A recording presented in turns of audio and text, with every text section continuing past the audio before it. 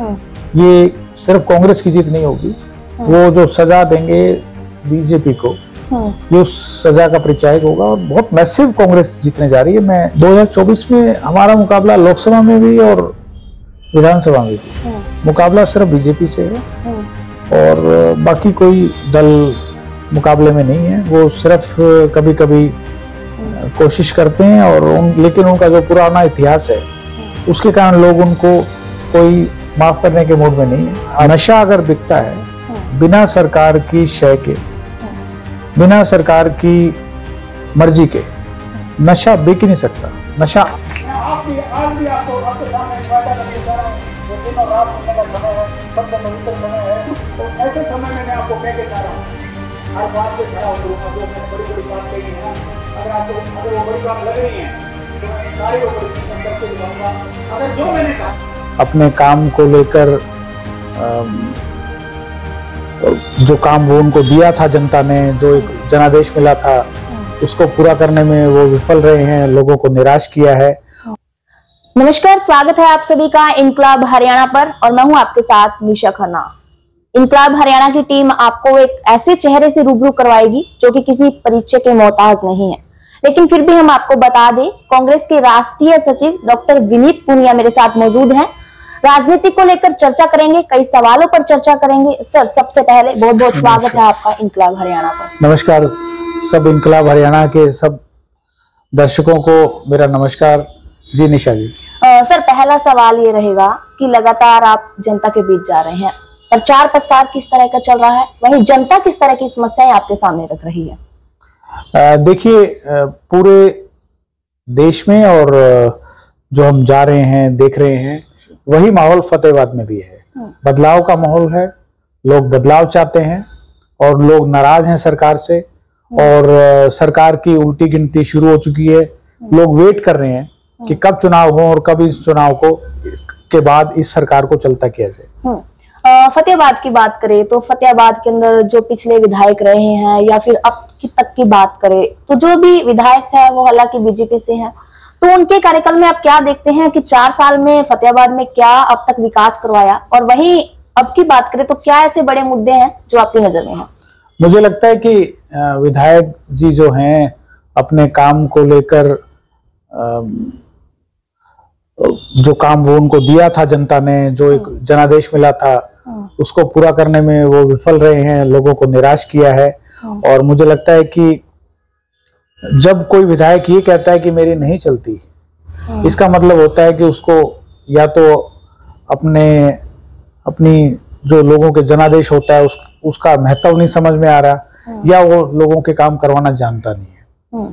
तो मुझे लगता है कि यही स्थिति है कि विधायक जी अपना काम नहीं कर पा रहे और जिसकी सजा हल्के के लोग भुगत रहे हैं। सर देखिए, पिछले कुछ दिनों पहले कांग्रेस की तरफ से जिले में मीटिंग चल रही थी, उस दौरान गुटबाजी काफी बड़ी देखने को मिली। अलग अलग जिले की अलग तरह की तस्वीरें सामने आई। शैलजा गुट की बात करें तो क्या कहना चाहेंगे इस पर? देखिए, मैं किसी व्यक्ति विशेष की बात नहीं करना चाहता, मैं किसी नेता का मैं नाम लेने से मैं सहमत हूँ कि किसी गुट विशेष के या किसी लोग थे, लेकिन आकांक्षाएं रहती है कार्यकर्ताओं की कि हमें पद मिले, जिम्मेदारी मिले, और जब पार्टी का माहौल अच्छा होता है तो ज्यादा लोगों को का दिल करता है कि हम ज्यादा कंट्रीब्यूट करें, हमें जिम्मेदारी मिले, हम काम करें। राजनीति को करने का अपना अपना ढंग होता है, अपना अपना स्टाइल होता है, और वो कुछ अति उत्साह में कुछ मुझे लगता है कि ऐसी चीजें हुई जो नहीं होनी चाहिए थी।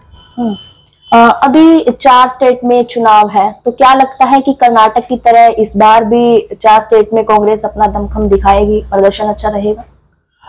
मुझे लगता है कि कांग्रेस 5 के 5 स्टेट्स में बहुत अच्छा परफॉर्मेंस देगी। पिछली बार हम छत्तीसगढ़ में अभी हमारी सरकार है, हम उसी तरह राजस्थान में हमारी सरकार है, मध्य प्रदेश में सरकार बनी थी जिसको मैं कहूंगा कि भारतीय जनता पार्टी ने चोरी कर लिया और भ्रष्टाचार से सरकार गिरा दी। इस बार 5 प्रदेशों की जनता भारतीय जनता पार्टी को सबक सिखाने जा रही है, और मेरा ऐसा मानना है जो अभी तक के माहौल है और जो रुख लग रहा है चुनाव का, उसके अनुसार मुझे लगता है कि 5 स्टेट्स में कांग्रेस की सरकार बनने जा रही है। तेलंगाना में हम पिछली बार बहुत पीछे रहे थे और चुनाव के बाद जितने भी उपचुनाव हुए उसमें हम बहुत अच्छा प्रदर्शन नहीं कर पाए थे, लेकिन मुझे लगता है कि इस बार हम वहां सरकार बनाने जा रहे हैं और ये जो सरकार बनेगी ये बदलाव का रुख जो देश के अंदर पूरे बदलाव की एक बयार बह रही है और मैं इसको कहूंगा कि बहुत मैसिव मेजोरिटी से हम जीतने जा रहे हैं। सर इसी के अंदर सवाल हम करते हैं, जब भी बीजेपी मैदान में आती है तो ये दावा करती है कि हम नशा जड़ से खत्म कर देंगे।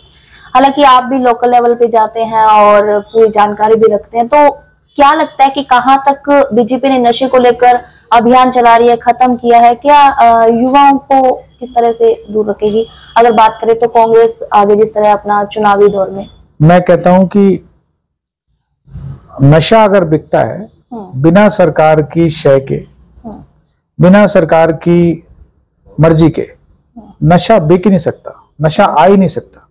नशा जो है, आज भी मैं एक पीड़ित परिवार से मिला था जिनके परिवार में जिनका बेटा, जवान बेटा डेथ हो गई जिसकी नशे की ओवरडोज के कारण।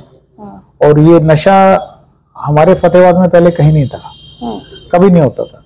ये पिछले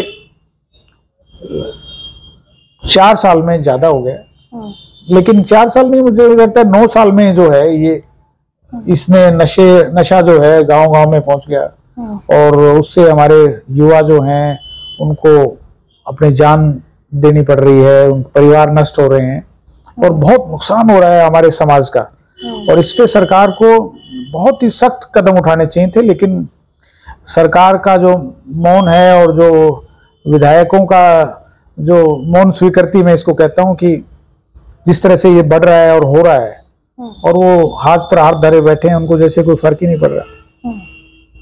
इस पे सरकार को तुरंत कार्रवाई करनी चाहिए और कांग्रेस की सरकार बनने पर मैं सभी दर्शकों को कहना चाहता हूं, जैसे ही कांग्रेस की सरकार बनेगी हमारी पहली प्राथमिकता ये होगी नशे को हम काबू करें। नशा की जो लत लोगों को लग रही है, नशा जो बिक रहा है, जो सरकारी शय में या किसी पुलिस की विषय में जो लोग आरोप लगाते हैं, उस पे सब पे हम रोक लगाएंगे और हम इंश्योर करेंगे कि नशे के जो व्यापारी हैं, नशा का जो धंधा करते हैं, उनको जेलों की सलाखों के पीछे भेजा जाए और अपने युवाओं को इस नशे से दूर किया जाए। मुख्यमंत्री मनोहर लाल कह रहे हैं कि पिछली बार 75 पार का नारा दिया था और इस बार भी हरियाणा की जनता उनके कार्य से संतुष्ट है, तो क्या लगता है कि वो 75 पार का नारा अब इन चुनावों में कहीं नजर आएगा? मुझे लगता है कि मुख्यमंत्री तो अब हार स्वीकार कर चुके हैं। मुख्यमंत्री खुद कह चुके हैं कि हम तो पैकअप करके चले जाएंगे। तो अब 75 पार की तो गलतफहमी उनको भी नहीं है। पिछली बार 75 पार का नारा देके लोगों को बहका के, बुद्धू बना के उन्होंने प्रदेश में सरकार बना ली। इस बार ये नहीं होने जा रहा। इस बार मुझे लगता है कि भारतीय जनता पार्टी 2.5 का आंकड़ा नहीं छू पाएगी। कांग्रेस 80 से 85 सीटें लेकर सरकार बनाएगी। तो सर 2024 में लोकसभा और विधानसभा में कांग्रेस अपना मुकाबला किससे मानती है? 2024 में हमारा मुकाबला लोकसभा में भी और विधानसभा में भी मुकाबला सिर्फ बीजेपी से है और बाकी कोई दल मुकाबले में नहीं है। वो सिर्फ कभी कभी कोशिश करते हैं और लेकिन उनका जो पुराना इतिहास है उसके कारण लोग उनको कोई माफ करने के मूड में नहीं है। अब जिसको बीजेपी पसंद नहीं है उनके लिए सिर्फ कांग्रेस ही एक विकल्प है। तो क्या लगता है कि जिस तरह से करीबन 2 साल तक किसान आंदोलन चला, वहीं आशा वर्कर धरने पे बैठी या अन्य कर्मचारियों की बात करें, सभी ने बीजेपी का बहिष्कार कर रखा और साफ रूप से ये भी कहा है कि 2024 में हम सबक सिखाएंगे जिस दौरान तुम गांव में आएंगे। तो क्या लगता है कि इसका फायदा 2024 में कहीं ना कहीं कांग्रेस को मिलेगा? निश्चित रूप से कांग्रेस सरकार बनाने जा रही है और कांग्रेस की जो सरकार बनेगी वो सभी युवाओं के, बुजुर्गों के, आशा वर्करों के, किसानों के सबकी जीत होगी। ये सिर्फ कांग्रेस की जीत नहीं होगी।